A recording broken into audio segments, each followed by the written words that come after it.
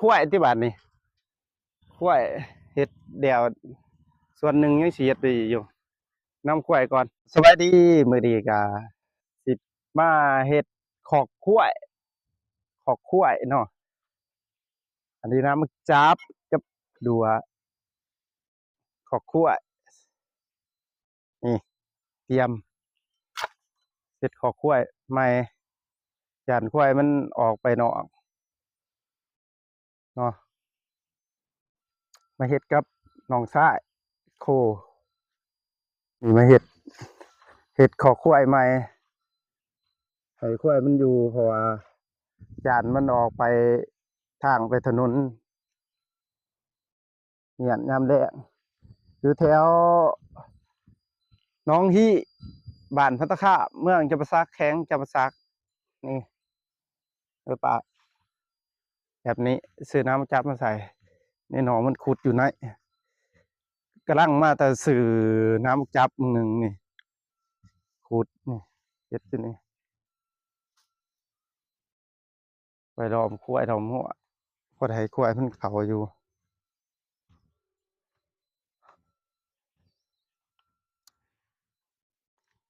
จะตั้งไว้อยู่นี่นะป่ะตั้งเท่านี้โดดไหลป่ะเห็นอยู่ป่ะเห็นอยู่ใครเข้ามากดไลค์กดแชร์แน่นเห็นเนาะซื้อดัวมาไหมมาขุด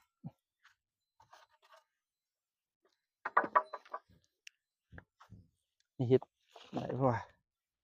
ผ้าเด้โคผ้าเบิ่งเช็ดลำเสียมนี่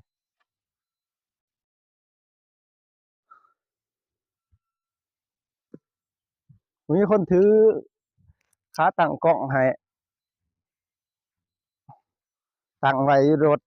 ตั้งไว้อยู่กับตารถเช็ดลำเสียมก็ทำคุดนี่ก็สิคำก่อนจะหน่อยเมียเราป่องกล้วยมาเมียไปป่องกล้วยอยู่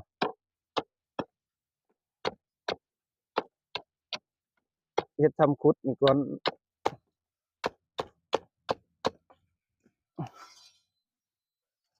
ดีร่อย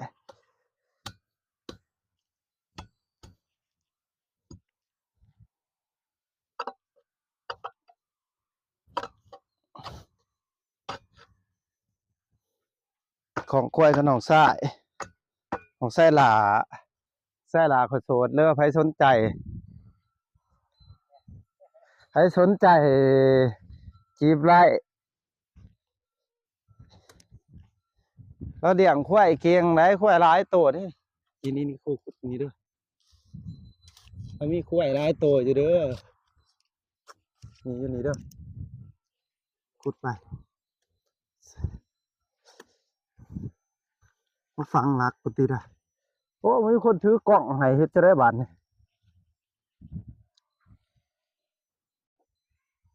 เดี๋ยวขอสิขอดึงเสาดึงอันนี้ก็น้ำจับก่อนเพราะว่ามีคนถือขากล่องให้ดิตั้งไว้ก็สิบ่เห็นมั้งตั้งเบิ่งเด้อก็สิลองตั้งไว้ตั้งไว้ได้อยู่บ่เห็นอยู่บ่โอ้ยเห็นอยู่ว่าตั้งไว้นี่แหละข้างขี้ควายนี่แหละ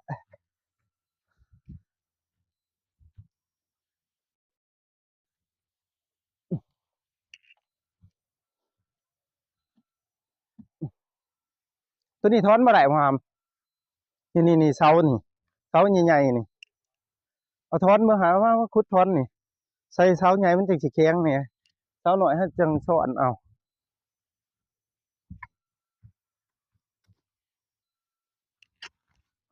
โอ้รามเสียมก็เฮ็ดบ่ดีเว้ยบ่แม่นอันนี้มันไม้ไผ่มันก็บ่ดีเลย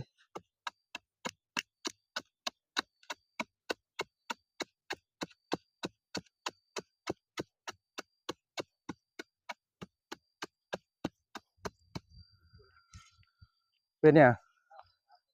พี่เสียมตัวนี้พี่เสียมตัวนั้นมันอ่อนเสียมอ่อนได้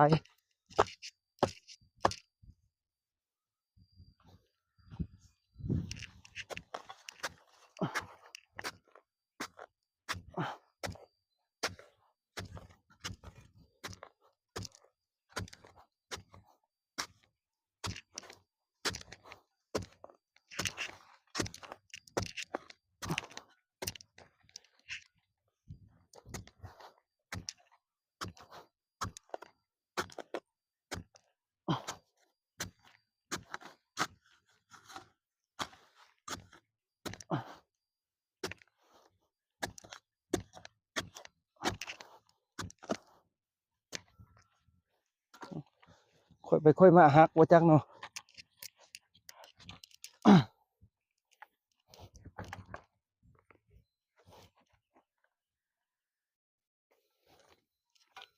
ว้าย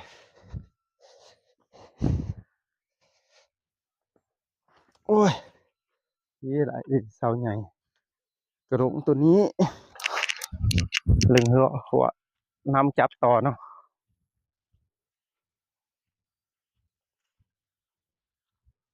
ตัวใด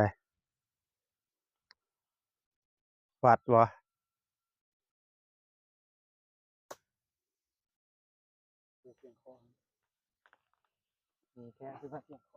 ไปดึงก่อนเอามาดึงขึ้นไปดึงก่อนดึงตึงๆก่อนข้าหนึ่งเอาดึงไปดึงด้วยงัดด้วยสู่เข้ามา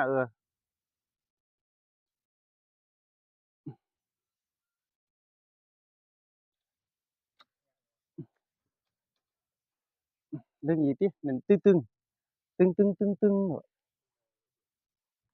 เอาคอไม้มาคอพี่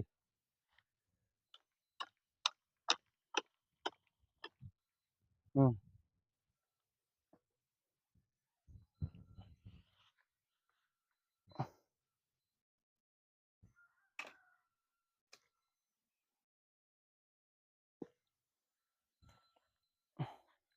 ลั่นเข้ามาลั่นเข้ามาลั่นเข้ามาลั่นเขาเออเออตอกป้ายมันตีได้ปะทำครึ่ง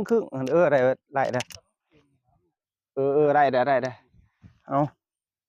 โอ้ตัวนี้ที่ผมมีขอเว้ยแล้วลั่นไปอีกเบ้างฮะ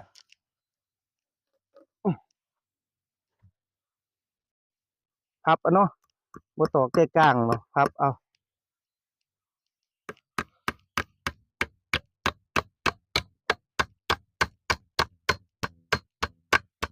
ตึงไว้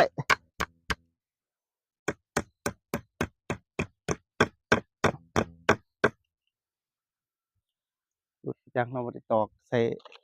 กลางนะ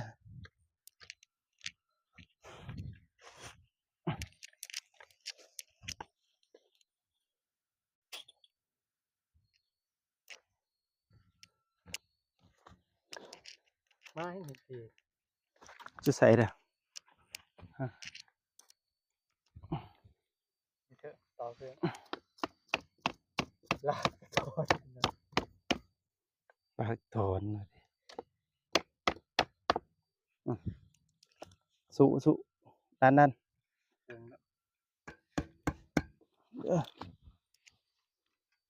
มัน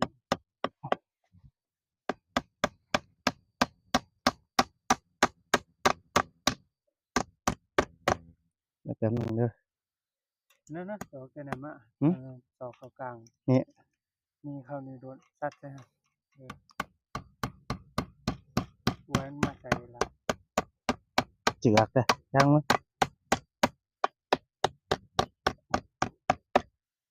ยได้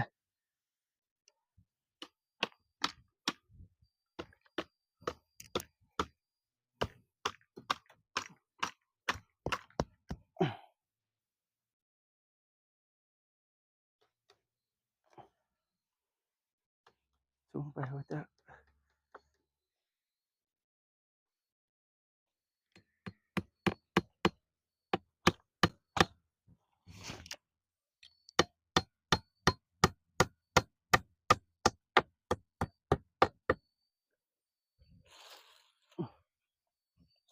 โอ้ยลงเอาเด็กตะปูเนาะน้องเสือเด็กตะปูเผื่อแล้วจะทำไง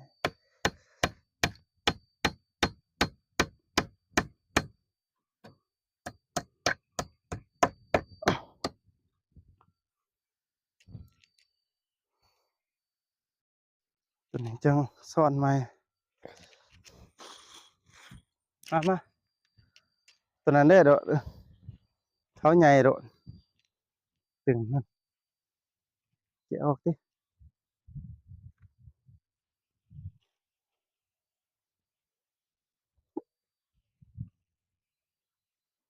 ดีมันก่อได้กระปูนี่ก่อใส่ได้กระปู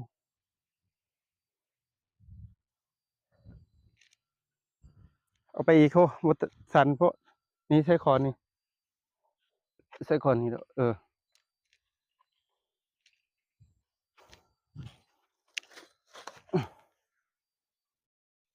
ใส่คอได้คอนี้บ่มีซื่อหนึง กินท่าให้มันดีขึ้น นี่บ่เดี๋ยวพอดีซื่อนี่แหละซื่อๆหั่นแหละพอดีแล้วหันไปนั่น นะขอ เอาคอนี้ก็ได้จ้ะเอาออกเอาพี่รัดลงมารัดลงมางั้นมางัดอีกตึง คุณหลักหลักโอเค อยากมัน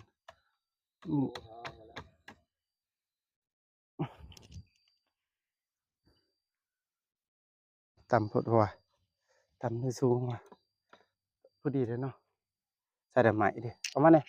โอ้มึงตายแล้วพอดีแล้ว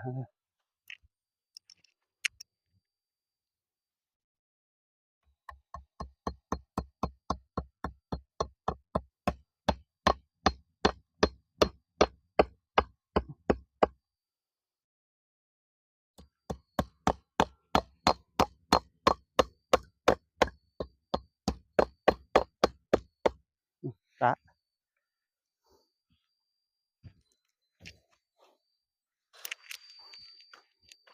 จะคุ้นใหม่วะ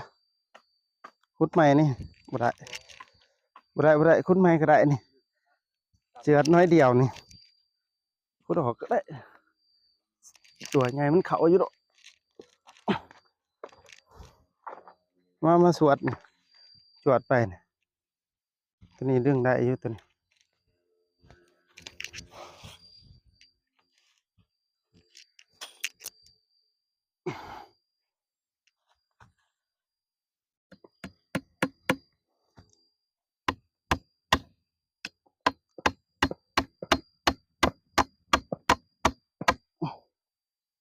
เกียนเถอะเว้ย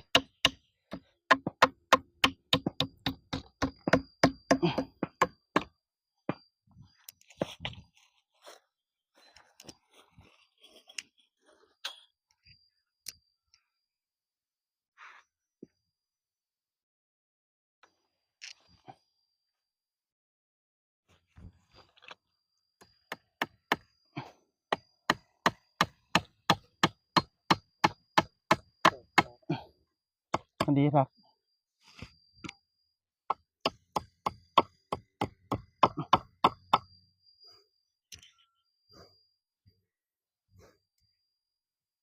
คุ้นนี่นะเดี๋ยวน้องสวดนะไปแล้วเนาะแล้วไปเด้อตอนนี้อีเมียเราก็มาซ่อนหัวซอย อันนี้เฮ็ดแล้วไปแล้วแบตก็จะสิเบิดอ่ะสิไปนำควายที่บ้านนี่ควายเฮ็ดแล้วส่วนหนึ่งยังสิเฮ็ดไปอยู่นำควายก่อน